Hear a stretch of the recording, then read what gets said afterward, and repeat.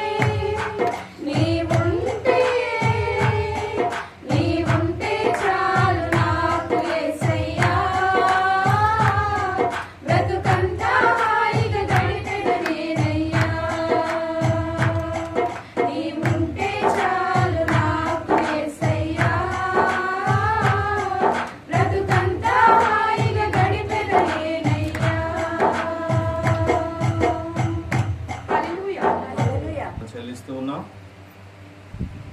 వాక్యం ద్వారా ప్రభువా మాతో మాట్లాడండి, మమ్మల్ని బలపరచండి.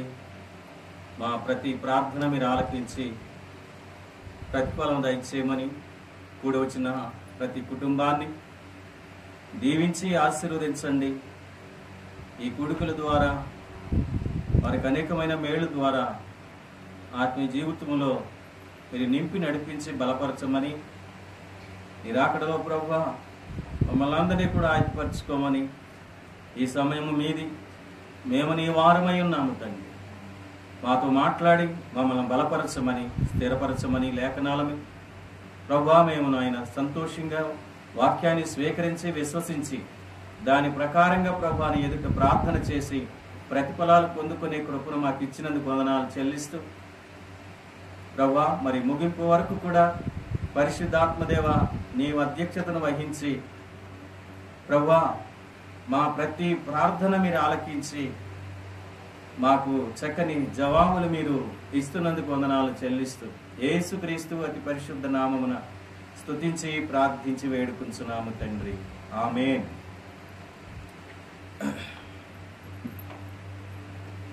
ఈ దినము దేవుడు మనకు వాక్యాన్ని సిద్ధపరిచిన లేఖనాలను మనము కొద్దిసేపు ధ్యానించుకుని మనము ప్రార్థన ద్వారా ముగించుకుందాం. మనము యోనాను గురించి ధ్యానం చేస్తున్నాం. అంశం ఏమిటి? పాపం లేకుండా ప్రార్థన చేస్తే ఆ ప్రార్థన ఫలిస్తుంది. పాపం లేకుండా మనం ప్రార్థన చేస్తే ప్రార్థన ఫలిస్తుంది అనే విషయంలో మనం కొన్ని లేఖనాలను ధ్యానించాం. యోనా గ్రంథాన్ని మనము ధ్యానిద్దాం. 2వ అధ్యాయానికి వచ్చే మనం యోనా గ్రంథం 2వ అధ్యాయం మొదటి నుంచి మనం కొన్ని వచనాలు చదువుకుందాం.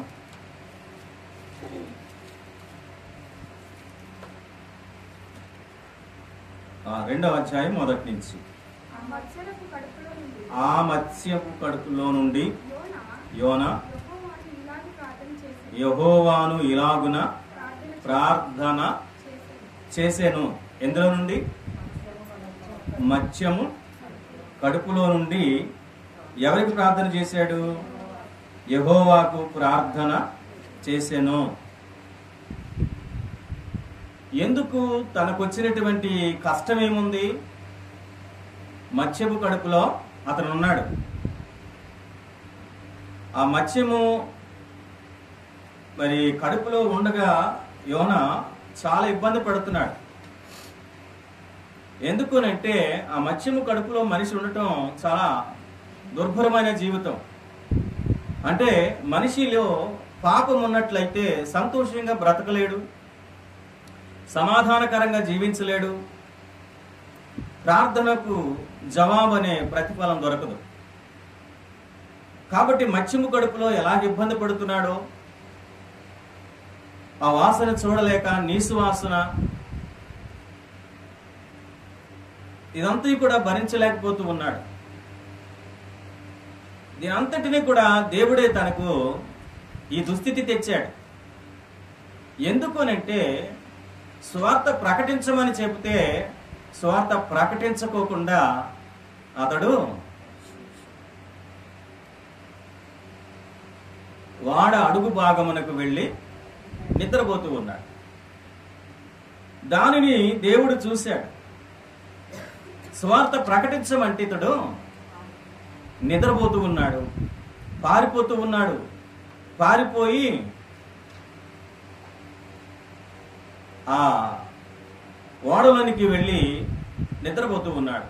నన్ను ఎవరు చూడరులే, నన్ను ఎవరు పట్టించుకోరులే, నేను దాక్కుని ఉన్నాను కదా అనుకున్నాడు. కానీ ఏ మూల ఎవరు దాక్కున్నా దేవుడు తీసుకొస్తాడు చూసి. కాబట్టి ఇక్కడ మత్స్యపు కడుపులో ఇతడు భరించలేని పరిస్థితి. అక్కడ నీ సువాసన, కడుపులో నానా దుర్గంధం. అయితే ఈ లోకము కూడా అటువంటి పాపపు స్థితిలోనే ప్రతి మనిషి కూడా జీవిస్తూ ఉన్నాడు. వాక్యమైతే వింటున్నాడు, ప్రార్థన అయితే చేస్తున్నారు, కానీ పాపపు జీవితాన్ని విడవలేకపోతూ ఉన్నారు. ఈ పాపపు జీవితం కలిగే ప్రార్థిస్తుంటే ప్రార్థన ఫలిస్తలేదు. మనిషి అయితే ఫలిస్తూ ఉన్నాడు, ఆర్థికంగా ఫలిస్తూ ఉన్నాడు, శారీరకంగా ఫలిస్తూ ఉన్నాడు, అన్ని విధాలా ఫలిస్తూ ఉన్నాడు, అన్ని విధాలా సంతోషంగా ఉన్నాడు. కానీ ఎప్పుడైతే మత్స్యపు కడుపులో ఇతడు ఉన్నాడో ఆ దుర్గంధానికి భరించలేక ఎన్ని రోజులు ఉన్నాడండి? చూడండి, మత్తయి సువార్త 12వ అధ్యాయం 42వ వచనం చూడండి. మత్తయి సువార్త 12వ అధ్యాయం 3 పగళ్ళు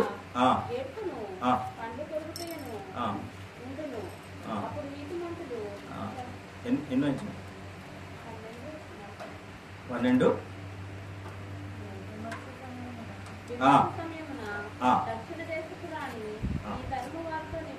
మత్తయి సువార్త 12వ అధ్యాయం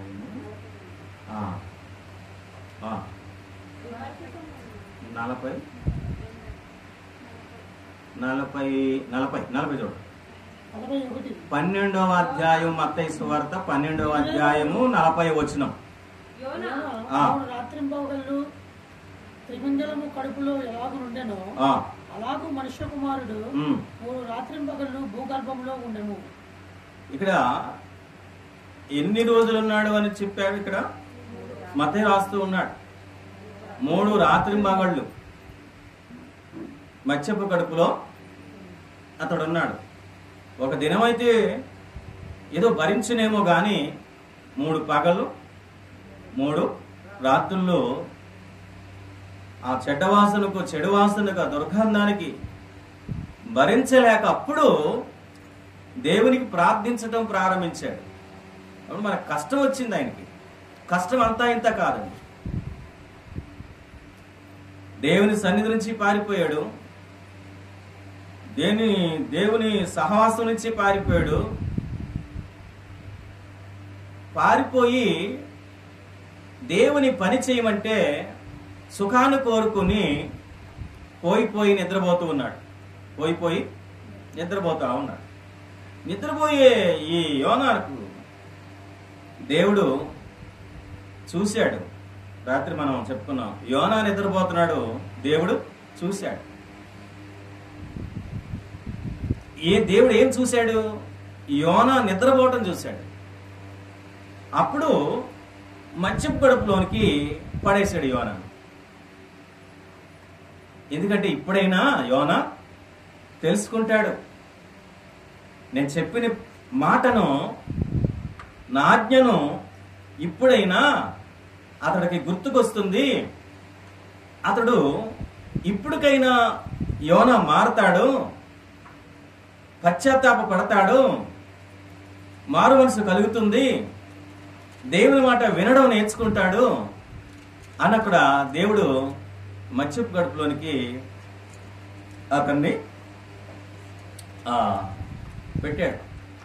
కాబట్టి ఆ బాధను భరించలేక, ఆ కంపు వాసన భరించలేక 3 రాత్రులు 3 పగలు చాలా నీచమైన స్థితిలో అతడు నిరుత్సాహంలో, నిస్పృహలో, అతడు శ్వాస తీసుకోవడానికి కూడా కష్టంగానే ఉందండి. మంచి వాసన పీలుస్తామా, చెడు వాసన పీలుస్తామా? మంచి వాసనే పీలుస్తాంగా. చెడు వాసన ఉన్న చోట మనం ఎంతోసేపు ఉండలేము, ఎంతోసేపు కూడా ముక్కు మూసుకుని ఉండలేము. ఎక్కడ మంచి వాసన ఉందో అక్కడికి వెళ్ళిపోదాం అనిపిస్తుంది. కానీ ఇక్కడ ఈ చెడు వాసనలో, చెడు దుర్గంధంలో ఎన్ని రోజులు ఉన్నాడు? 3 పగలు 3 రాత్రులు అతడు బాధను అనుభవించాడు.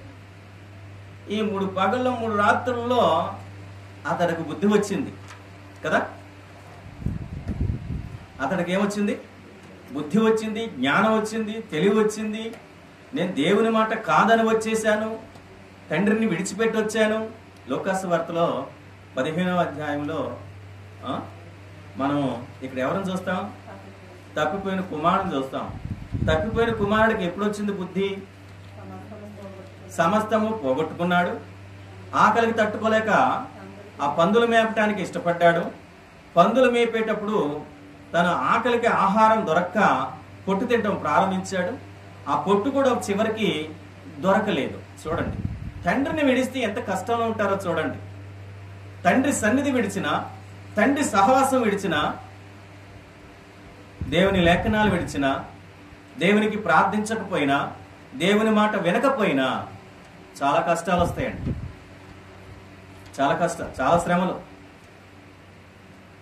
ఇవన్నీ ఎందుకు వస్తాయంటే మనకు దేవుడు నేర్పుతున్నాడు. కష్టాల ద్వారా, శ్రమల ద్వారా ఆధ్యాత్మిక జీవితాన్ని మనకు నేర్పుతా ఉన్నాడు. కష్టం రాకపోతే మనిషి నేర్చుకోలేడు. అందుకే కొన్ని కష్టాలు మనకు రావాలి. కొన్ని కష్టాలు, కొన్ని నష్టాలు, కొన్ని బాధలు, కొన్ని బలహీనతలు, ఇవన్నీ కూడా మనము కలిగే జీవిస్తున్నాం. యోనాకు వచ్చిన కష్టం అంతా ఇంత కాదు. అతడప్పుడు తప్పిపోయిన కుమారుడికి బుద్ధి వచ్చినప్పుడు ఏమీ దొరక్క, పందులు తిని పొట్టు కూడా ఏమీ దొరక్క, స్నేహితులు దూరమై, సమస్తం దూరమై, సమస్తాన్ని పోగొట్టుకుని అప్పుడు ఏమనుకున్నాడు? తండ్రి గుర్తొచ్చాడు. తండ్రి గుర్తొచ్చాడు. తండ్రి సహవాసం గుర్తొచ్చింది. తండ్రి ఇల్లు గుర్తొచ్చింది. తండ్రి గుర్తొచ్చాడు ముందుగా. తండ్రి ఇల్లు గుర్తొచ్చింది ముందుగా, రెండవది. తర్వాత తండ్రి సహవాసం గుర్తొచ్చింది, మూడవది. అప్పుడు ఏం చేశాడు? బుద్ధి వచ్చినప్పుడు నా తండ్రి యొద్ద ఎంతో మంది కూలివాళ్ళు ఉంటారు, అన్నము సమృద్ధిగా ఉన్నది, నేనైతే ఇక్కడికి ఆకలికి చచ్చిపోతున్నాను అని తప్పిపోయిన కుమారుడికి బుద్ధి జ్ఞానము వచ్చి తండ్రి ఇంటికి, తండ్రి సహవాసానికి, తండ్రి యొద్ద ఉన్నట్టు సంతోషానికి, తండ్రి యొద్ద ఉన్నటువంటి సమృద్ధికి అతడు రావటానికి బుద్ధి వచ్చినప్పుడు అతడు రావటానికి సిద్ధపడ్డాడు. తండ్రి యొద్దకు వస్తూ ఉన్నాడు. ఇప్పుడు యోనాకు చేప కడుపులో బుద్ధి వచ్చింది. ఎందుకు వచ్చింది? చేప కడుపు ఎలాగుంది? నీసు వాసన, దరిద్రమైనటువంటి ఆ వాసన భరించలేక అప్పుడు బుద్ధి వచ్చింది. దేవుడు చూడండి ఎంత ఎలాగా యోనాకి బుద్ధి జ్ఞానం నేర్పుతున్నాడు. మనకు కూడా బుద్ధి జ్ఞానం నేర్పుతాడు దేవుడు. ఏంటంటే ప్రార్థన నీకు వెంటనే జవాబు రాకుండా, నీవు ఏ పాపం లేకుండా ప్రార్థన చేయి, వెంటనే జవాబు వస్తే ఇక నీకు నువ్వే దేవుడు అని చెప్పుకుంటా. ఇక మనల్ని ఎవరు ఆపలేము. దేవుడు మన ప్రార్థనకు వెంటనే జవాబు ఇవ్వాలంటే జవాబు ఇచ్చాడు అనుకోండి, మనం ఎక్కడ ఆగలేము. కొన్నిసార్లు దేవుడు కూడా వద్దంటాం, కొన్నిసార్లు దేవుడు కూడా లెక్క చేయం. అలాంటి స్వభావం అందే. అందుకని దేవుడు దీనంతటిని కూడా, మానవుడు ఎలాంటి వాడు, మానవ స్వభావం ఎలాంటిదో దేవుడు మనం పుట్టించాడు. కాబట్టి మనము ఎలాగా సాతాను సంబంధిగా మారిపోయి ఆనాడు ఆది కాలంలో ఎలాగో సాతాను స్వభావాన్ని కలిగి జీవిస్తున్నాడో ఆ స్వభావం మనిషి మరణించే వరకు కూడా అది పోవడం లేదు. కాబట్టి అందుకే మనకు దినదినము వాక్యం వినాలి, దినదినము కడుక్కోవాలి, దినదినము వాక్యం వినాలి, దినదినము దేవుణ్ణి అడగాలి, దినదినము కడుక్కోవాలి. అప్పుడు మనిషి శుద్ధీకరించబడతాడు. మరి దినదినము దేవుని యొద్ద వాక్యం విని దినదినము దేవుణ్ణి అడిగి దినదినము కడుక్కున్నా కొన్నిసార్లు అది మనల నుంచి పోదు. ఎందుకంటే ఆ కడగబడిన జీవితం వల్ల తిరగబడింది, దేవుణ్ణి అడిగే జీవితం వల్ల ఆగిపోయింది. దేవుని యొద్దకు వచ్చేవారు ఆగిపోతా ఉన్నారు. ఇక మనం మారు మనసు కలగటం లేదు, యథాస్థితిలోనే మనం జీవిస్తా ఉన్నాం. అదే తప్పిపోయిన కుమారుడికి బుద్ధి జ్ఞానం ఎలాగొచ్చి మారు మనసు కలిగి తండ్రి యొద్దకు రావాలని ఎలా సిద్ధపడి తండ్రి యొద్దకు వస్తూ ఉన్నాడో, అలాగే యోనా కూడా 3 పగలు 3 రాత్రుల్లో అతడికి చేప కడుపులో బుద్ధి జ్ఞానం వచ్చింది. అప్పుడు పశ్చాత్తాపడ్డాడు. ఇక లేదు, ఈ కష్టం నుంచి, దుర్గంధం నుంచి, చెడు వాసన నుంచి నేను బయట పడాలి అని అంటే నా దేవుడే నన్ను పడేయగలడు. అందుకని నా దేవునికి నేను ప్రార్థన చేస్తాను. మారుమనసు, పశ్చాత్తాపం. అందుకని 2వ అధ్యాయంలో మత్స్యపు కడుపుల నుండి యోనా యెహోవాను ఇలాగు ప్రార్థన చేస్తూ ఉన్నాడు. నేను ఉపద్రవములో ఉండి యెహోవాకు మనవి చేయగా ఆయన నాకు ఈ ప్రత్యుత్తరము ఎప్పుడు యోనా పొందుకుంటాడా అని దేవుడు నిరీక్షణ కలిగి ఉన్నాడు. ఎవరి పట్ల? యోనా పట్ల. ఎందుకంటే యోనాకు పశ్చాత్తాపము కలగాలి, పరిపక్వతలోనికి రావాలి, మారు మనస్సు కలగాలి. అతడు నా వైపు తిరగాలి, అతడు నా వైపు తిరగాలి. ఇప్పుడు నా మాట వినాలి, నా మాట పరిపూర్ణంగా వినాలి, పరిపూర్ణమైనటువంటి విశ్వాసంలోనికి రావాలి, చెప్పిన వెంటనే లోబడువాడుగా ఉండాలి యోనా. అందుకని ఈ శిక్షణ, ఈ శిక్షలోనే శిక్షణ ఉన్నది. ఏంటండి? శిక్షలోనే శిక్షణ ఉన్నది. ఎక్కడ శిక్ష, ఎక్కడ శిక్షణ? యోనా కడుపులో చేప కడుపులో యోనా, చేప కడుపులో యోనాకు శిక్ష. ఆ శిక్షలోనే శిక్షణ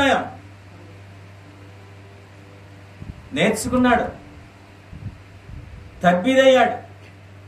దేవుని మాట వినకపోతే ఎలాగుందో దేవుడు రుచి చూపించాడు. మనం కూడా సరి కావాలి. దేవుని మాట వినకపోయినా,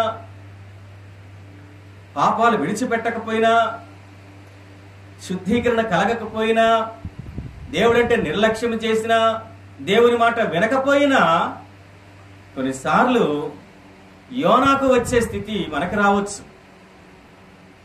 అందుకే మనము మేల్కొని ఉండాలి. యోనాల నిద్రపోకూడదు. ఎక్కువ నిద్రపోతా ఉంటారు, సమయం దొరికితే నిద్రపోతారు, కనీసం వంట కూడా సరిగ్గా చేసుకోరు. ఎక్కువ నిద్ర నిద్ర నిద్ర నిద్ర నిద్ర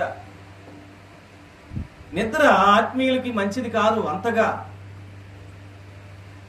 అందుకంటాడు ఓయి నిద్రపోతా అన్నాడు. ఏమన్నా క్రైస్తవులకి ఏం పేరు పెట్టాడు? నిద్రపోతులండి క్రైస్తవులు. ఓయి నిద్రపోతా, నీకేమొచ్చింది? లే, నీ దేవుని ఇది ఎక్కడ చేస్తున్నాడు? ఎక్కడ చేస్తున్నాడు?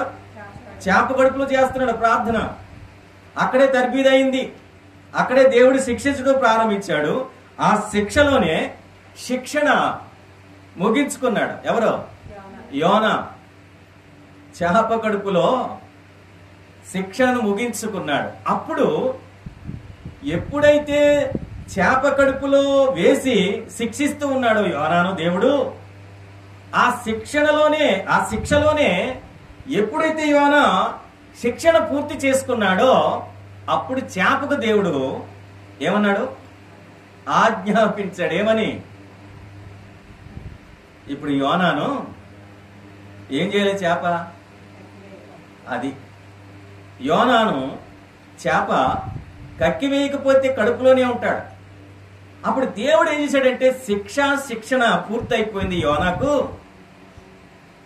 చేప నువ్వు యోనాను కక్కివేయన్నాడు. కక్కివైతే మొత్తం వచ్చేసిందండి. చేప కడుపంతా క్లీన్ అయిపోయింది. ఎవరి వలన? యోనా వలన. మనం కూడా చేప కడుపంతా క్లీన్ చేసి వండుకుంటాం, అయినా పోదు దాని దుర్గంధం కదా. ఇప్పుడు బయటపడ్డాడండి. ఇప్పుడు బయటపడ్డాడు. ఎవరు? యోనా బయటపడ్డాడండి. ఇప్పుడు ఏ లోకంలోనికి వచ్చాడు? దేవునిలోనికి వచ్చాడు. దేవునిలోనికి వచ్చాడు. ఆ చీకటి నుంచి, దుర్గంధం నుంచి, అగాధం నుంచి, ఆ చెడు వాసన నుంచి, చెడు జీవితం నుంచి, ఆ నిర్లక్ష్యాన్ని నుంచి, ఆ నిద్రపోతుతనా నుండి ఎక్కడికి వచ్చాడు? ఇప్పుడు బయటకు వచ్చాడండి. బయట ఎవరున్నారు? దేవుడు ఉన్నాడండి. దేవుడు వెలుగై ఉన్నాడు. దేవుడు వెలుగై ఉన్నాడు. ఇప్పుడు ఎక్కడున్నాడు? చీకట్లో ఉన్నాడు. 3 పగలు 3 రాత్రులు.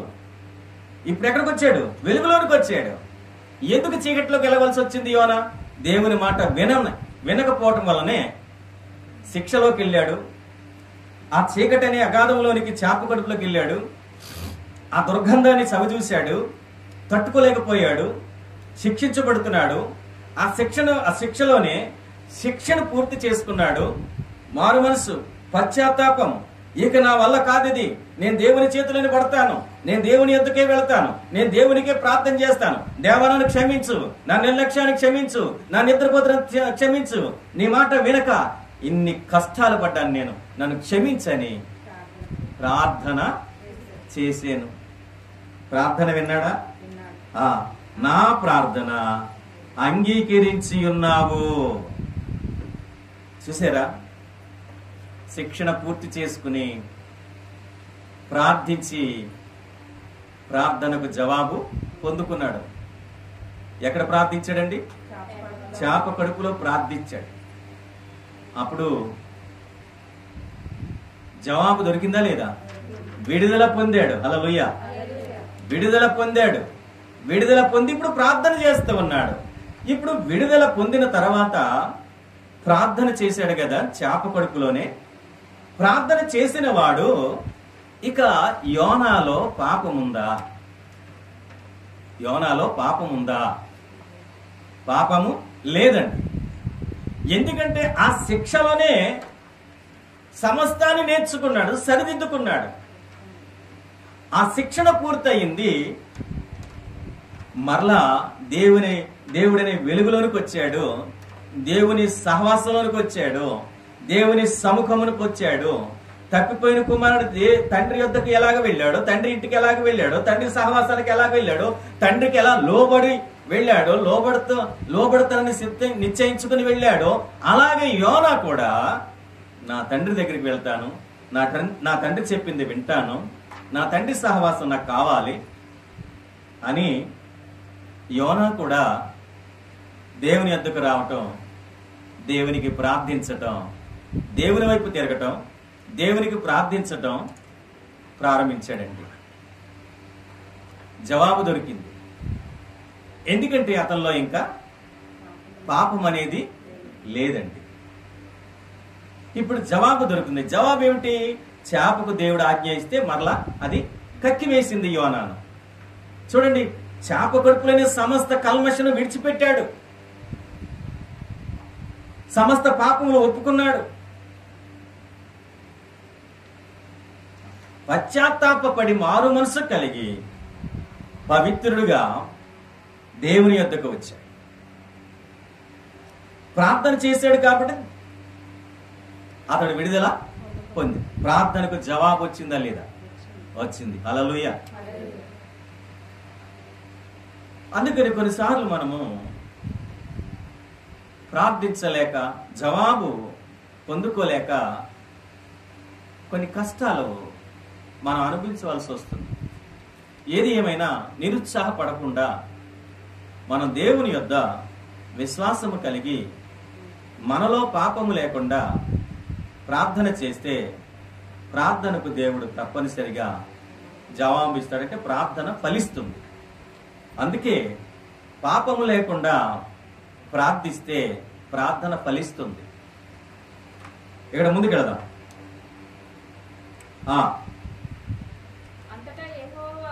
అంతటా యెహోవా, ఇక్కడ యోనా 2వ గ్రంథం, పాతాళ గర్భం నుండి కేకలు వేయగా నీవు నా ప్రార్థన అంగీకరించున్నావు, నీవు నన్ను అగాధమైన సముద్ర గర్భములో పడవేసి ఉన్నావు. ఇదంతా గుర్తు చేసుకుంటున్నాడు. ఎక్కడ? చేప కడుపులో. ఇదంతా ప్రార్థన చేసిస్తున్నాడు. చదవండి. కృతజ్ఞతాస్తుతులు చెల్లించి నేను నీకు బలులు అర్పించును, నేను మొక్కుకున్న మొక్కుబళ్ళు చెల్లింపక మానను. చూడండి ఎంత శిక్షణ పొందాడో దీన్ని బట్టి మనకు అర్థమవుతుంది. సమస్తాన్ని గుర్తు చేసుకున్నాడు. తన జీవితంలో నిర్లక్ష్యం చేసినవన్నీ మనం కూడా మొక్కుకుంటాం. దేవా ఇది చేస్తే నేను అది చేస్తాను, దేవా మా పిల్లల్ని ఏదో మేలు చేస్తే నేను ఇది చేస్తానని దేవుని యొద్ద అనేకమైన మొక్కుకున్నాం మనం. కానీ దేవుని యొద్ద ఆ మొక్కుబళ్ళు మనము తీర్చలేదు. అదొక పాపమే. దేవుడు మేలు చేసిన తర్వాత దేవునికి నువ్వు మొక్కుబడి చేసుకున్న ఆ మొక్కుబడి చెల్లించకపోవటమే పాపము. అందుకనే దేవునికి అది ఇస్తాను, ఇది ఇస్తాను, నాకు అది చేస్తే అని నువ్వు మొక్కుకునే ముందు ఒక్కసారి పరీక్ష చేసుకో. నువ్వు ఇవ్వగలవా? దేవునికి ఇస్తానన్న వాళ్ళు ఇవ్వగలరా? దేవునికి ఇస్తానన్న వాళ్ళు ఇవ్వలేరు. దేవుడే మనిషికి ఇస్తానన్న తర్వాత మనిషికి ఇవ్వగలడు. కాబట్టి ఇక్కడ ఎంత గుర్తు చేసుకున్నా చెప్పండి త్వరగా. యెహోవా యొద్దనే రక్షణ దొరుకును అని ప్రార్థించెను. ఎవరి దగ్గరంట? యెహోవా యొద్ద యెహోవా యొద్దనే రక్షణ దొరుకునని ప్రార్థించాను. అంతలో యెహోవా ఆ.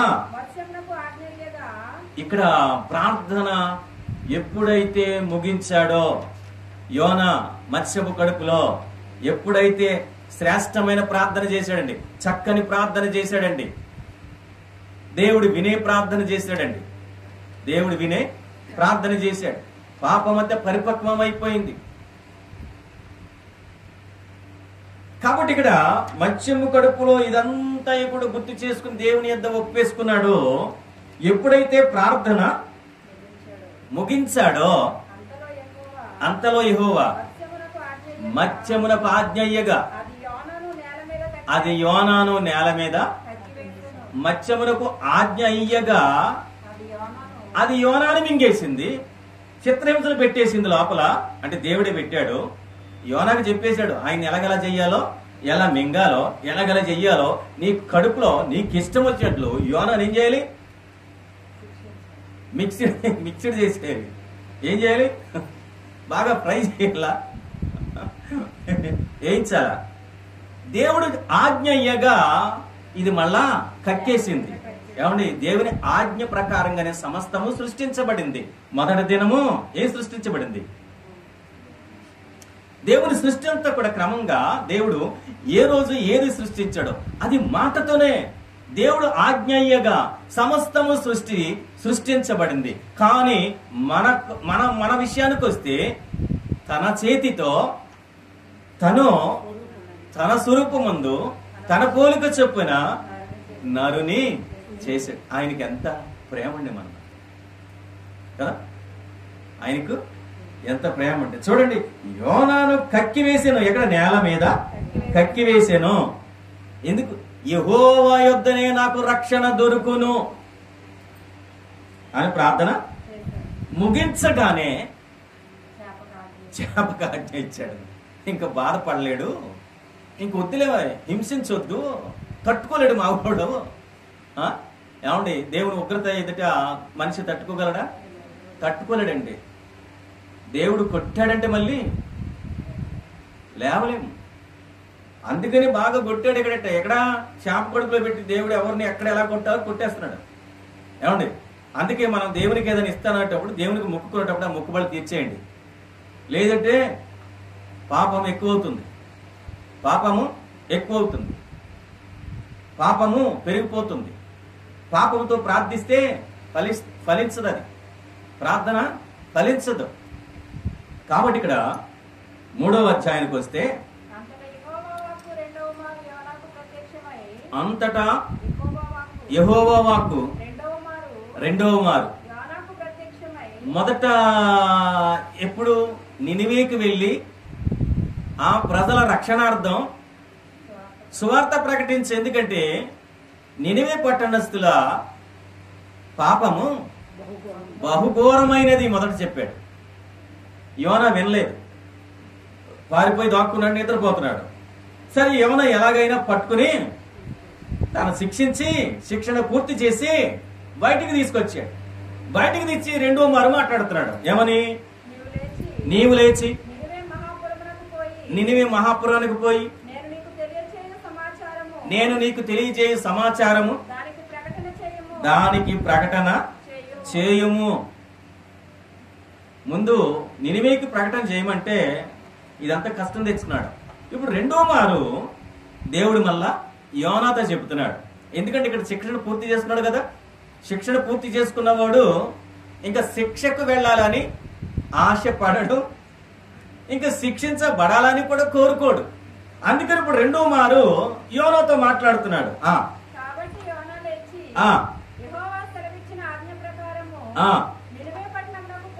ఎక్కడ పోయాడు?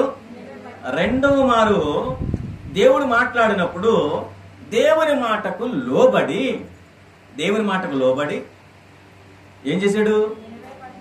నినివే పట్టణానికి పోయాడు. దేవుని మాటకి ఎంతమంది లోబడుతున్నారండి? చెప్పింది దేవుని వాక్యం ద్వారా దేవుడు మనతో మాట్లాడుతూ ఉంటాడు. ఎంతమంది లోబడుతున్నారండి? దేవుడు చెప్పిన దానికి, ప్రసంగం వినేదానికి ఎంతమంది లోబడుతున్నారండి? ఎంతమంది దేవుని మాట వింటున్నారు? వినేవారు చాలా మంది ఉన్నారు, కానీ ఎంతమంది లోబడుతున్నారు? యోనాలాగా లోబడితేనండి, లోబడితే దేవుడు లోబడే వారికి దీవెనలు, లోబడకపోతే ఏమి దొరకవండి. ఇక లోబడ్డాడు కాదే కాబట్టే అతడు శాప కడుపు నుంచి విడుదల పొందాడు. ఆ పాపపు దుస్తు నుంచి, ఆ దుర్గంధం నుంచి, ఆ శ్రమ నుంచి, కష్టం నుంచి విడుదల పొందాడు. రెండో మారు మాట్లాడాడు, నీవు నినివే పట్టణానికి వెళ్ళి సువార్తను ప్రకటించా. నినివే పట్టణము ఆ. దేవుని దృష్టికి గొప్పదై ఆ. 3 దినముల ప్రయాణమంతా పరిమాణము గల పట్టణము. ఇంతట మనిషి నడిస్తేనంట ఎంత దూరం అంట? 3 దినముల ప్రయాణం. 3 దినముల ప్రయాణం. అంటే నినివే పట్టణానికి మనం ఇక నడిస్తే గనక 3 రోజులకు అందుకుంటామంట. అయితే 3 దినాల ప్రయాణం అంతా పరిమాణము గల పట్టణము యోనా ఆ పట్టణములో ఒక దిన ప్రయాణమంత దూరము సంచరించుచు ఇక 40 దినములకు నినివే పట్టణము నాశనమగునని. ఎన్ని రోజులకి నాశనం అయిపోతుంది పట్టణం అని ప్రకటన చేశాడు? 40 దినములకు నినివే పట్టణము నాశనమగునని ప్రకటన చేశాడు. ఎవరికి? నినివే పట్టణానికి. నినివే పట్టణంలో ప్రజలకు గాని, నినివే పట్టణంటువంటి రాజులకు గాని, నినివే పట్టణంటువంటి ఆ ప్రభుత్వం అంతటికి, ప్రజలంతటికి ప్రకటన చేశాడు. నినివే పట్టణపు వారు దేవుని యందు లోబడ్డారా? నినివే పట్టణస్థులు లోబడ్డారా? మరి మనం కూడా లోబడదామా? లేక శిక్షించబడి శిక్షణ పూర్తి చేద్దామా? ఆయన కాబట్టి తట్టుకున్నాడు. ఎవరో? యోనా కాబట్టి తట్టుకున్నాడు. మనం తట్టుకోలేము. మనం తట్టుకోలేము. ఇదంతా దేవుని ప్రణాళిక అండి. దేవుని యందు నినివే పట్టణస్థులు దేవుని యందు ఎవరు వందు? దేవుని యందు నినివే పట్టణస్థులు ఎవరి మాట విన్నారండి?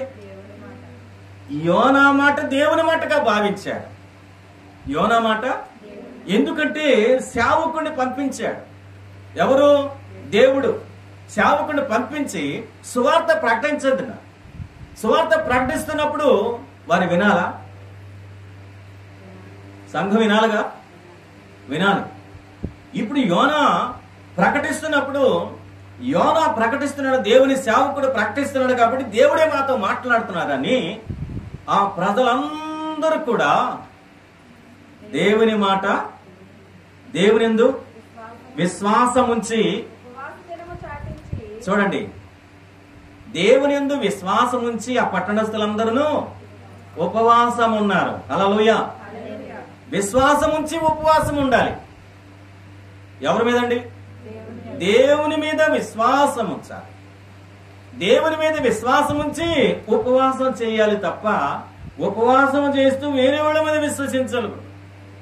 నీ విశ్వాసం దేవుని యందు ఉండాలి. ఎందుకంటే నువ్వు ఉపవాసము చేస్తున్నావు. ఎలా చేస్తున్నావు? విశ్వాసముతో వీళ్ళు ఉపవాసము చేశారు. దేవుని యందు నమ్మి, దేవుని యందు విశ్వాసం ఉంచి నినివే పట్టణస్థుల కూడా విశ్వాసముతో ఉపవాసం. అదండి గొప్ప సంగతి. ఉపవాసం ఎలా చేయాలంట? విశ్వాసముతో. మనం ఉపవాసం ఉంటాం, ఊరంతా తిరుగుతాం. మనం ఉపవాసం ఉంటాం, వీధుల్లో మీటింగ్లు వేస్తాం. మనం ఉపవాసం ఉంటాం అని కదే. ఏమిటి ఉపవాసం ఉంటే ప్రయోజనం ఏముందండి? అలవాటైన ఉపవాసాలు వద్దండి దేవునికి. అలవాటైన ఉపవాసాలు ఇవన్నీ. ఏమ్మా కాస్త టీ తాగదు కానీ రా అంటే, లేదక్క ఈరోజు ఉపవాసం అంటే ఆమెకి ఏం చేసింది? నీ స్థితి తెలియచేసేసావు. అసలు నువ్వు ఎలాగున్నావో దేవునికి తెలుసు. నువ్వు ఉపవాసం ఉన్నావు చక్కగా, దేవునికి తెలుసు. దేవునికి నీకే తెలవాలి. నీ ఉపవాసం 2 వాడికి అంటించావు. నువ్వు ఉపవాసం అన్నావు తెలవాలా? దేవునికి నీకు తెలిస్తే చాలదా? నువ్వు ఉపవాసం ఉండేది ప్రకటించుకోవటానిక, పబ్లిసిటీ చేయటానిక కాదే. నువ్వు చేస్తే గనక ప్రకటన దేవుని సువార్తను ప్రకటించు. నువ్వు నలుగురిలో నువ్వు ఒకవేళ నీ స్నేహితుల్లో లేక నీ బంధువర్గంలో సువార్తను ప్రకటించు తప్ప నువ్వు వాడుకతో ఉపవాసం ఉండి నేను ఉపవాసం ఉన్నానని చెడు వార్తను చెప్పకు. అది దేవుని దృష్టిలో చెడు వార్త, నీకు మంచి కావద్దు. ఒకవేళ నీ మాట ఎవరైనా వింటారేమో, వాళ్ళ దృష్టిలో నీ ఉపవాసం గొప్ప, నీకు పేరు ప్రతిష్టలు వస్తాయని కాదు. అక్కడ దేవునికి అవమానం, నీకు అవమానం. ఉపవాసం ఉండి పని చేసుకోండి. దేవునికి అవమానం, నీకు అవమానం, చెప్పుకున్న సిగ్గు కూడా. ఉపవాసం ఉంటే గనక విశ్వాసముతో ఉండు. ఉపవాసం ఉంటే గనక దేవుని యొద్ద గడుపు. లేకపోతే ఉపవాసం ఆడుకు ఉపవాసాలు వద్దు, పేకదాకా తిని ఉపవాసాలు వద్దు, కడుపు ఖాళీ లేకుండా ఉండి ఉపవాసం వద్దు. ఈ దేవుడు అంగీకరించడు. 40 రోజులు ఉపవాసాలు అంటారు, 50 రోజులు ఉపవాసాలు అంటారు, 60 రోజులు ఉపవాసాలు. ఎవరుంటారండి తినకుండానే? జవాబు వస్తుందా? 40 దినాల ఉపవాస ప్రార్థన జవాబు వస్తుందా? తెలీదు. వాడికి అయిపోయింది ఇది. కాదండి, దేవునికి నచ్చే ఉపవాసాలు నువ్వు చెయ్యాలి. అదేంటి? విశ్వాసముతో ఉపవాసం ఉన్నారు. ఎవరు వాళ్ళు? నినివే పట్టణస్తులందరూ కూడా లోపడ్డారు దేవునికి.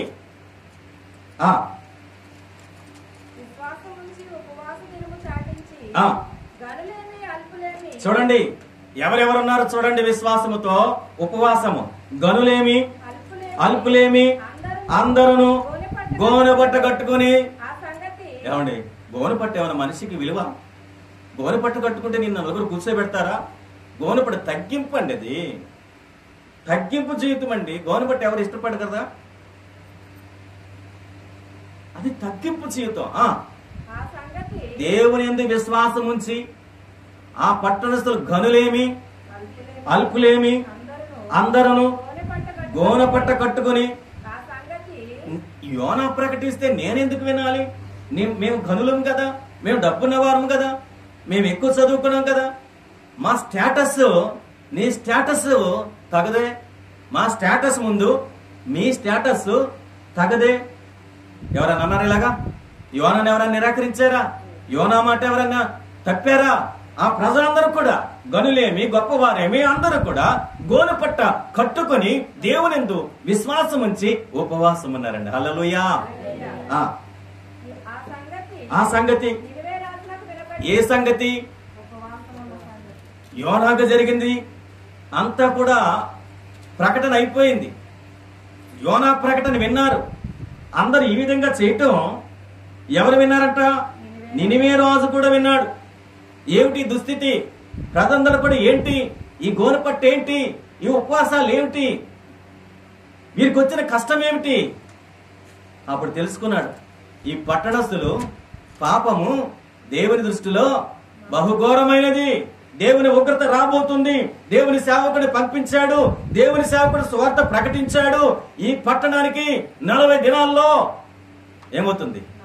నాశనము కాబోతుందని రాజు కూడా భయపడ్డాడండి. రాజు కూడా భయపడి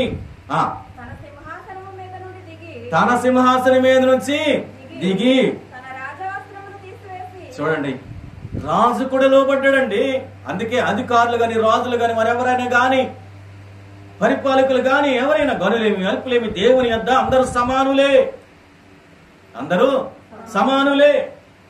వారి డిగ్రీలు గాని వారి ఆస్తిపాస్తులు గాని వారి పేరు ప్రతిష్టలు గాని దేవుని ఎదుట ఏది కూడా పనికిరాదనా.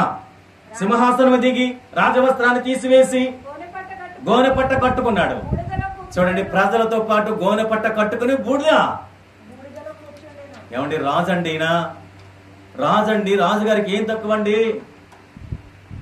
సింహాసనం మీద కూర్చుంటాడు, రాజవస్త్రాలు ధరిస్తాడు, బంగారు కిరీటాలు పెట్టుకుంటాడండి. ఎంతో మంది పనివారు ఉంటారు, బానిసలు ఉంటారు.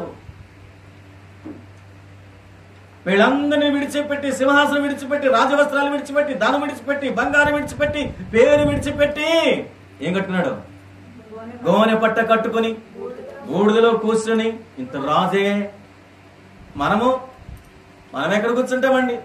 కింద కూర్చోళ్ళ కాళ్ళు నొప్పి, కింద కూర్చోళ్ళ చీర మార్చిపోద్ది, కింద కూర్చోండి ప్యాంటు మార్చిపోద్ది, కింద కూర్చోండి బెదరు వైట్ బట్టలున్నాయి కదా, కుర్చీ ఇస్తావా?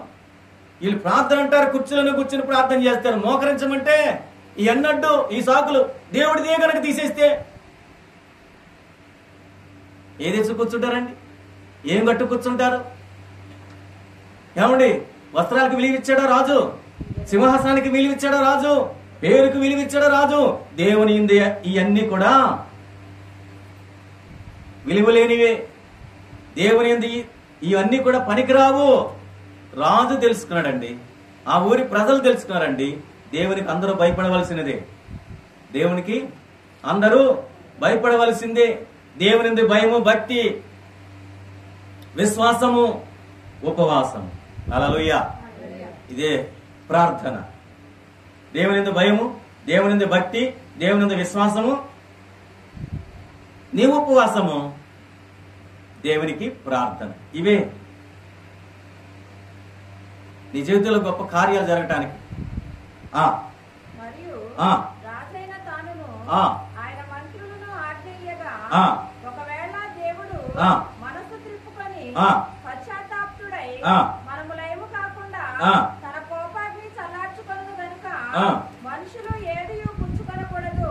ఆ పశువులు గాని ఎద్దులు గాని ఉమ్. గొర్రెలు గాని చూడండి, పశువులు గాని ఎద్దులు గాని గొర్రెలు గాని దేవుడు ఒకవేళ మన స్థితిని చూసి, మన పరిస్థితిని చూసి, మన విశ్వాసము చూసి, మన ఉపవాసము చూసి, మన తగ్గింపు చూసి, మనం దేవునికి విలువిచ్చామని చూసి, ఒకవేళ దేవుడు మనసు తిప్పుకొని పశ్చాత్తుడై మనము లయము కాకుండా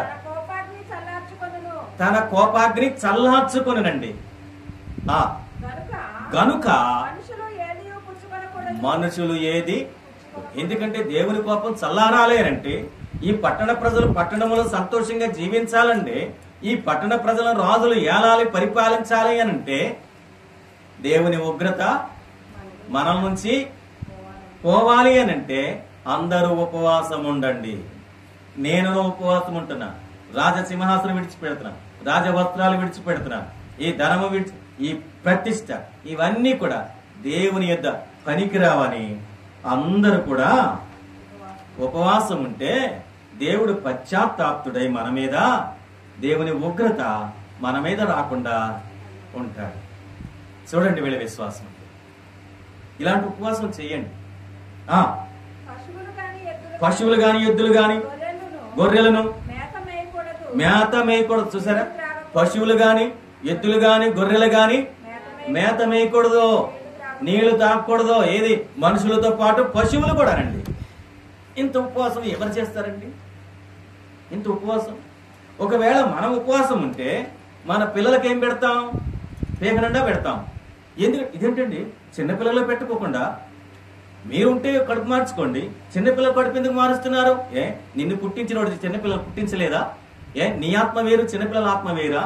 నీ ఆత్మ పిల్లల ఆత్మ ఒకటే కదా. నిన్ను పుట్టించిన వాడు దేవుడే, నీకు పిల్లలు ఇచ్చిన వాడు దేవుడే. మరి నీతో పాటు ఉపవాసము. హల్లెలూయా. ఇక్కడ ఏమన్నది? గనులేమి, అల్పులేమి, పశువులేమి, ఎద్దులేమి, మేకలేమి, ప్రతి వారు కూడా ఏమి తినకూడదు, నీళ్లు తాగకూడదు. ఇది ఉపవాసాలు అంటారు. 40 రోజులు ఉపవాసాలు అంటారు, 60 రోజులు ఉపవాసాలు అంటారు. ఏం తింటారండి? పీక దాకా మజ్జిగ తాగుతారు, అరటిపళ్ళు తింటారు, ఉప్పుమాలు తింటారు, ఇంకా అయితే ఎగ్ పప్పులు తింటారు, ఇంకా అయితే కర్రీ పప్పులు తింటారు, కడుపంతా నింపుకుంటారు. ఉపవాస ప్రార్థనలు 60 రోజులు అంటారు, ఉపవాస ప్రార్థనలు 40 రోజులు అంటారు. ఎవరు చెప్పారయ్యా ఈ ఉపవాసాలు నీకు? సంఘం ఏమి నేర్చుకుంటుంది ఇలాంటి ఉపవాసాల? ఇది దేవునికి ఇష్టమా? నీకు ఇష్టమైన ఉపవాసాలు నువ్వు చేస్తున్నావు. నువ్వు దేవునికి ఇష్టమైన ఉపవాసాలు చేయటం లేదు. ఎవరు చేశారు దేవునికి ఇష్టమైన ఉపవాసాలు? నినివే పట్టణస్థులు. గనులేమి, అల్పులేమి, గొర్రెలేమి, మేకలేమి, పశువులేమి, ఎద్దులేమి, గనులేమి, అల్పులేమి, రాజేమి, అందులో ఉన్న ప్రతి వారు కూడా ఏమి తినక ఏమి తాక దేవుని యందు విశ్వాసం ఉంచి ఉపవాసం ఉండి దేవుని ఉగ్రతను తప్పించుకున్నారు. హల్లెలూయా. మనుషులందరూ తమ దుర్మార్గములు విడిచి చూడండి, దుర్మార్గంగా ఉన్నారు, బలత్కారంగా ఉన్నారు. వారు చేసే దుర్మార్గతలను బలత్కారములను మానివేయ వలెను. మనుషులేమి పశువులేమి సమస్తము గోనెపట్ట కట్టుకోలే అంట. మనుషులేమి పశువులేమి సమస్తము గోనెపట్ట కట్టుకుని దుర్మార్గం విడిచిపెట్టి మనపూర్వకంగా ఏమండి, ఇక్కడ దేవుని యందు విశ్వాసం ఉంచి మనపూర్వకముగా దేవుణ్ణి వేడుకున్నాడు. ఎలాగంట? మనపూర్వకంగా అంటే హృదయపూర్వకంగా. అందుకే హృదయంలో కపటం లేనివాడు ధన్యుడు, హృదయ శుద్ధి గలవారు ధన్యులు. హృదయంలో కపటం ఉండకూడదు. మన ఆత్మీయ జీవితంలో కపటం ఉండకూడదు. మన ఆత్మీయ జీవితంలో పాపం ఉండకూడదు. మన ఆత్మీయ జీవితంలో దుర్లత ఉండకూడదు. మన ఆత్మీయ జీవితంలో నిర్లక్ష్యం ఉండకూడదు. మన ఆత్మీయ జీవితంలో నిద్రమత్తు ఉండకూడదు. మన ఆత్మీయ జీవితంలో పేరు ప్రతిష్టలు ఉండకూడదు. మన ఆత్మీయ జీవితంలో గొప్ప భేద ధనికులు ఉండకూడదు. అది దేవుని యొద్ద పనికిరావు. అందరూ సమానులే. అందుకే మనం పాట పాడుకున్నాం. ఏంటంటే ప్రియవందనం ప్రియవందనం నా యేసుకే ప్రియవందనం ప్రియవందనం ప్రియవందనం. చరణం ఎత్తు. నా యేసుకే ప్రియవందనం. సర్వజనులారా చప్పట్లు కొట్టుచు సాగిపోవచ్చు సర్వేసునితో జయ జయ గణాలతో. సర్వజనులారా చప్పట్లు కొట్టుచు సాగిపోవచ్చు సర్వేసునితో జయ జయ గణాలతో. ప్రియవందనం ప్రియవందనం నా యేసుకే ప్రియవందనం ప్రియవందనం ప్రియవందనం నా యేసుకే ప్రియవందనం.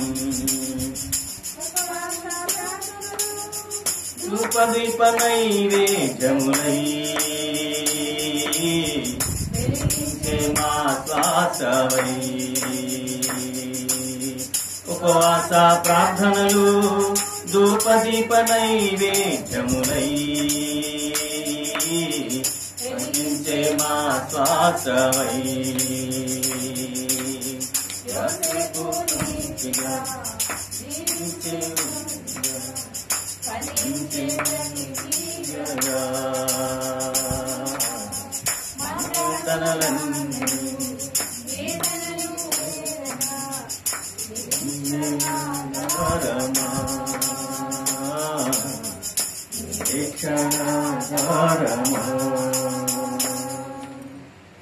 ఏమంటండి దేవుడు ఏమంటున్నాడు ఇక్కడ? చదవండి. ఆ దూతలు నినివే పట్టణంలో చాటించి ప్రకటన చేసిరి.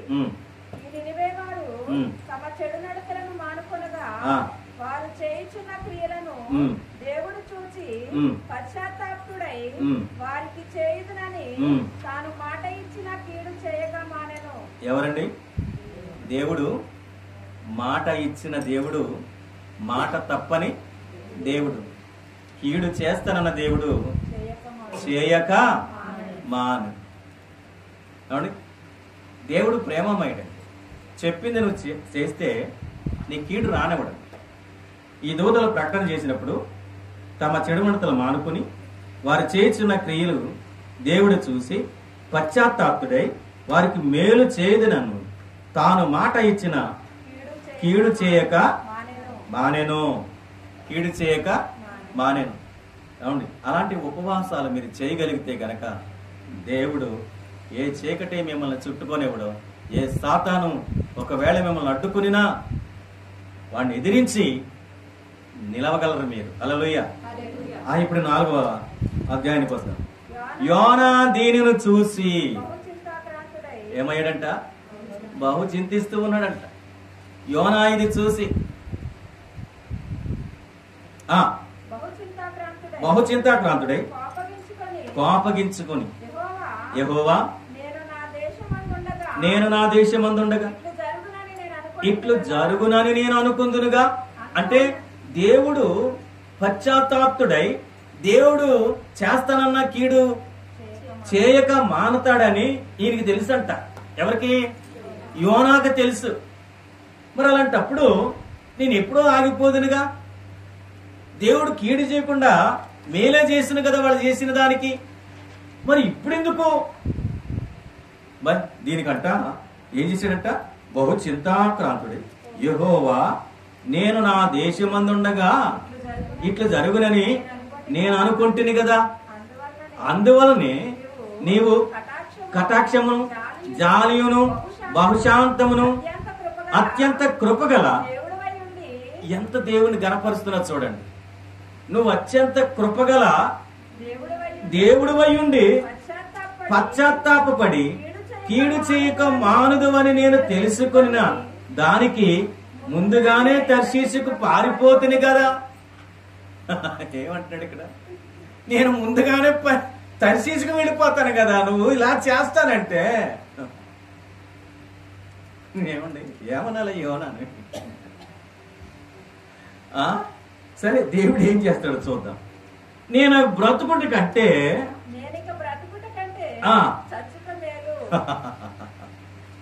ఏమంటాడు? నేను బ్రతకటం కంటే ఈ చచ్చుట మేలు. పౌలు గారు కూడా అంటాడు కదా, బ్రతుకుట క్రీస్తే, బ్రతుకుట క్రీస్తే, చావైతే మేలు. బ్రతుకుట ఎవరి కొరకు? క్రీస్తు కొరకు. బ్రతకటం మనం మన కొరకే మనం బ్రతుకుతున్నాం. అర్థం చేసుకోండి, మన కొరకే మనం బ్రతుకుతున్నాం అంటే మన కొరకే మనం సంపాదించుకుంటున్నాం, మన కొరకే మనం బ్రతుకుతున్నాం. కానీ దేవుని కొరకు ఎవరు బ్రతుకుతున్నారండి? దేవుని కొరకు ఎవరు ఆలోచిస్తున్నారండి? దేవుని పరిచర్య కొరకు ఎవరు ఆలోచిస్తున్నారు? దేవుని పరిచర్యలో దేవుని అవసరాల కొరకు ఎవరు ఆలోచిస్తున్నారండి? ఎవ్వరు ఆలోచించటం లేదు. ఇక్కడ ఏమన్నాడు? నేనిక బ్రతుకుట కంటే చచ్చుట మేలు. యెహోవా నన్నిక బ్రతకనీయక చంపుమని నన్ను చంపేసే, నన్ను చంపేసే. ఇక్కడి వరకు తీసుకొచ్చి నా కళ్ళెదట అక్కడ మేలు చేసేసేవే. నేను దీన్ని చూడలేనే కదా, నేను ఇది దీన్ని చూడలేను, నన్ను చంపేసాయి. అందుకే యెహోవా అంటాడు, నువ్వెందుకు కోపిస్తున్నావు యోనా అని అడుగుతున్నాడు. అప్పుడు యోనా అంటాడు, ఆ పట్టణంలో నుండి పోయి దాని తూర్పు తట్టును బస చేసి అచ్చట పందిరి అక్కడ వేసుకొని పట్టణంలోకి ఏమి సంభవించినో చూచేదనని ఇక్కడ నేను కూర్చోడంట. ఆ పట్టణానికి ఏం జరుగుతుందో, అసలు దేవుడు చెప్పిన ఉగ్రత వస్తుందా రాదా అని ఈ చెట్టు దగ్గర కూర్చొని చూస్తున్నాను. దేవా ఏమంటాడు? దేవుడు ఏం జరిగిస్తున్నాడో చూస్తాడంట. అంటే దేవుని అవమానిస్తున్నావా, దేవుని అనుమానిస్తున్నావా? అంటే దేవుని విశ్వాసం ఉందా? ఈ ప్రజలు ఏం చేశారు? దేవుని విశ్వాసం ఉంచి ఉపవాసం ఉండి అందరూ గోను పట్ట కట్టుకుని బూడిదలో కూర్చుని దేవుని ఎందుకు పశ్చాత్తాపడి ఉగ్రతను తప్పించమని ప్రార్థన చేసుకున్నారు. ఈయన చెట్టు చూసి చూస్తున్నాడంట. చెట్టు దగ్గర కూర్చొని చూస్తున్నాడంట ఏం జరుగుతుందో. కాలుస్తాడా, చీలుస్తాడా, చంపుతాడా, ఏరతాడా, కోస్తాడా, పోగు చేస్తాడా? దేవుని అవమానిస్తున్నారు. దేవుడని యెహోవా స్వర చెట్టు ఒకటి ఏర్పరిచి అతనికి కలిగిన శ్రమ పోగొట్టుకై అది పెరిగి యోనా తలపైగా నీడ ఇచ్చినట్లు చేశాను. ఏం చేశాడు దేవుడు? ఒక చెట్టును ఏర్పరిచి అది అతని తల మీదకి నీడ ఇచ్చినట్టు దేవుడు చేశాడు. ఆ స్వర చెట్టును చూసి దేవుడు మంచి నీడ ఇచ్చాడు, మంచి చెట్టు ఉంది, ఇక్కడ మంచి నీడ ఉంది అని యోనా సంతోషించాడట. మరుసటి ఉదయమున దేవుడు ఒక పురుగుని ఏర్పరచగా అది ఆ చెట్టును తొలిచినందున చెట్టు వాడిపోయిన. దేవుడు మళ్ళీ ఏం చేశాడంట?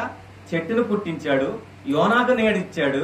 చాలా సంతోషిస్తున్నాడు. చల్లగాలి వేస్తుంది, చూస్తాం ఎంతవరకు చూస్తున్నాడు, సంతోషిస్తున్నాడు. మరి దేవుడు ఏం చేశాడంట? పురుగుని పంపించి ఏం చేశాడంటే చెట్టును మొత్తం తొలిపించేసాడంట. ఇప్పుడు ఏం చేద్దాం? యోనా సంగతి చూద్దాం. మరియు ఎండకాయగా దేవుడు చూడండి, మళ్ళీ ఏం చేశాడు దేవుడు?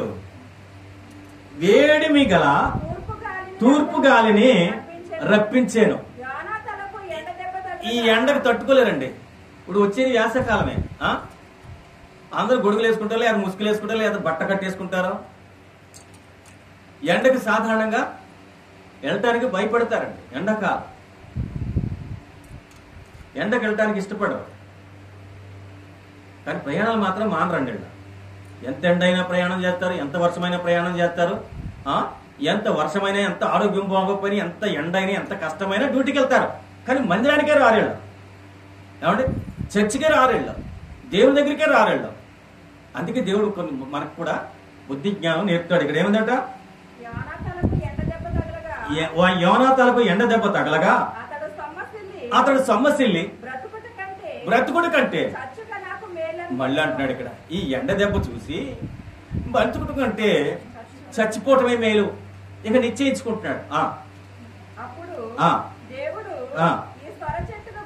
మళ్ళీ మాట్లాడుతున్నాడు దేవుడు. మళ్ళా చెప్తున్నాడు, ఈ సొర చెట్టును గురించి నీవు కోపించట న్యాయమా అని యోనా అడగగా, యోనా ప్రాణము పోతుంది కాబట్టి నేను కోపించినందుకు న్యాయమని దేవునితో చెప్తున్నాడు. ఏమండి, ఇక ప్రాణం పోయినందుకు కోపగించాను, అది న్యాయమే తనకు తాను అనుకుంటున్నాడండి. తనకు తానే సరి చేసుకుంటున్నాడు. ఈ భావం మనకు కూడా ఉందండి, ఈ స్వభావం. నేను చేసింది కరెక్టే, నేను చేసింది రైటే, పని చేసుకోకపోతే నడవదు.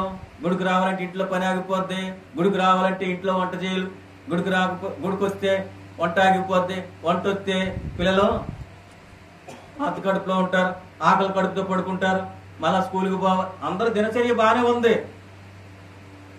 అందరి దినచర్య బాగానే ఉంది, కానీ దేవుని దినచర్య బాగాలేదు. సేవకుడు తలుపులు తీసుకుని కూర్చుంటారు, భక్తులు వస్తారు, పాపం ప్రార్థన చేసి పంపిద్దామని.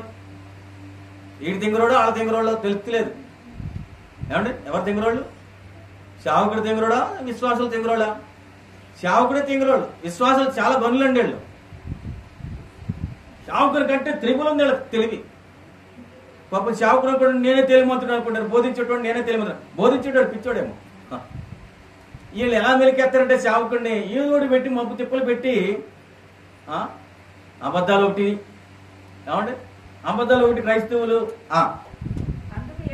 అందుకు యెహోవా నీవు కష్టపడకుండానే పెంచకుండానే ఒక రాత్రిలోనే పుట్టి పెరిగి ఒక రాత్రిలోగానే వాడిపోయిన ఈ సొర చెట్టు విషయంలో నీవు విచారపడుచున్నావే. విత్తనము నాటలేదు, మొలక రావలేదు, చెట్టు పెదగలేదు, కాపు కాయ. ఇప్పుడు దానికి నువ్వు చేయవలసింది ఏమి చేయలేదు. నువ్వు చెట్టు అసలు నాటలేదు, ఆ చెట్టుకు నువ్వు ఏమి చేయలేదు, నీ చేత్తో ఆ చెట్టు పెరగలేదు, నీ చేత్తో నీళ్లు పోయలేదు, నీ చేత్తో ఆ చెట్టుని పెంచలేదు, అసలు నువ్వు ఏమి చేయలేదు. కానీ దేవుడే సమస్తము చేశాడు. ఇప్పుడు నువ్వు కోపించటం న్యాయమా అనేను. ఎక్కడండి ఇది? నినివే పట్టణస్థులు 120,000 కంటే ఎక్కువై కుడి ఎడమలు కుడి ఎడమ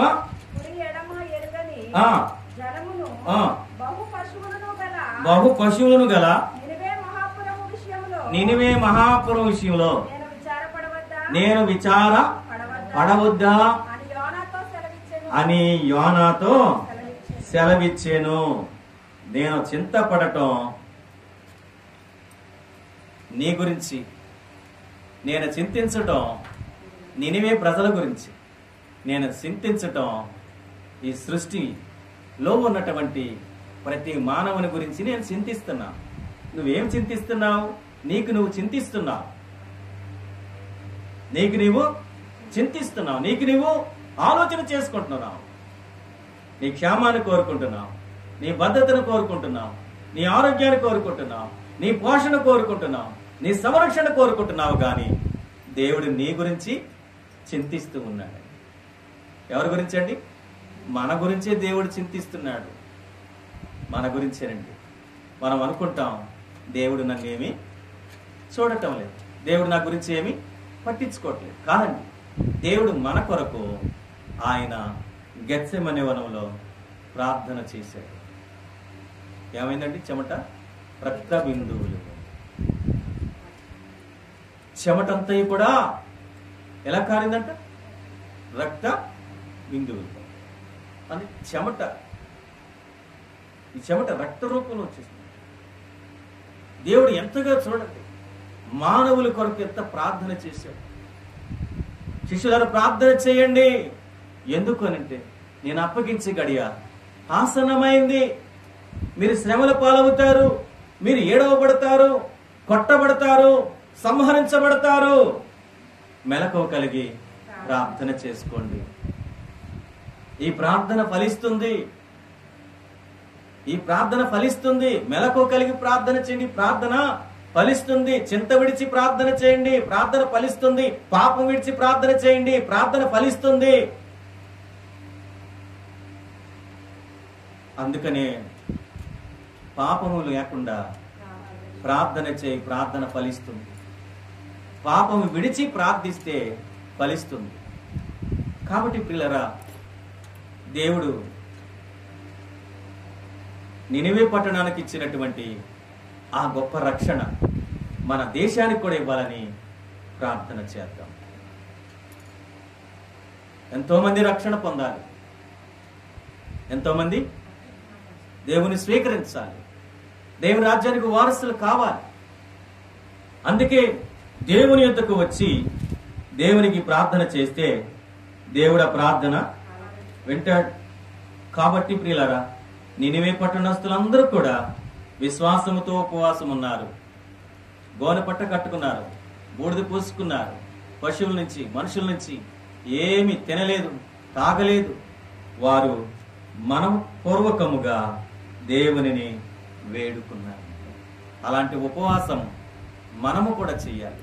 మన దేశం కొరకు చేయాలి, మన దేశంలో ఉన్నటువంటి రక్షణ లేని వారి కొరకు చేయాలి, మన దేశ అధికారుల కొరకు మనం చేయాలి, మన తోటి సహోదరుల కొరకు మనం చేయాలి, మన తోటి సంఘాల కొరకు చేయాలి, మన తోటి సేవకుల కొరకు చేయాలి, మన తోటి విశ్వాసుల కొరకు చేయాలి. మన దేశము సంతోషంగా ఉండాలని చేయాలి, మన దేశంలో సమాధానం కలిగి ఉండాలని చేయాలి. మన దేశాన్ని పాలిస్తున్నటువంటి రాజులు, మంత్రులు, ప్రధానమంత్రులు, ముఖ్యమంత్రులు, సర్వ అధికారులు, గవర్నమెంట్ అధికారులు అందరూ కూడా సంతోషంగా తగిన జ్ఞానముతో దేశాన్ని పరిపాలించాలని వారి కొరకు ప్రార్థన చేస్తే దేవుడు తప్పనిసరిగా మన ప్రార్థన ఆలకిస్తాడు, దేవుడు జవాబిస్తాడు. దేవుడు తన మాటలు దీవించును గాక. ఆమేన్. ప్రార్థన చేద్దాం. పరిశుద్ధుడైన తండ్రి, ప్రేమగల మా ప్రభు, వారికి వందనాలు, స్తోత్రాలు. నాయన, పాపము విడిచి ప్రార్థిస్తే ప్రార్థన ఫలిస్తుందని సెలవిచ్చినారు తండ్రి. ఈ రీతిగా నాయన, నినివే పట్టణస్తులు కూడా ఆ దేశములో ప్రజల మీద ఉగ్రతను పోగొట్టుకోవడానికి వారు పశ్చాత్తాపడి, వారి నాయన ఏమి తినక, నీళ్లు తాగక, వారి నాయన బూడిద పూసుకుని గోనెపట్ట కట్టుకుని నీ ఎదుట విశ్వాసముతో మనఃపూర్వకంగా ప్రార్థన చేశారు. ఆ దేశం మీద ఉగ్రత తొలగించారు తండ్రి. నాయన, అలాగనే మనం ప్రార్థన చేసినప్పుడు మా ప్రార్థన ఆలకించి సంఘం పట్ల, ప్రతి కుటుంబం పట్ల, దేశము పట్ల గొప్ప కార్యాలు జరిగించమని ఇదిగో నేను మాకు మేము తగ్గించుకుని మీ నామాన్ని హెచ్చిస్తూ యేసుక్రీస్తు అతి పరిశుద్ధ నామమున స్తుతించి ప్రార్థించి వేడుకుంటున్నాము తండ్రి. ఆమేన్.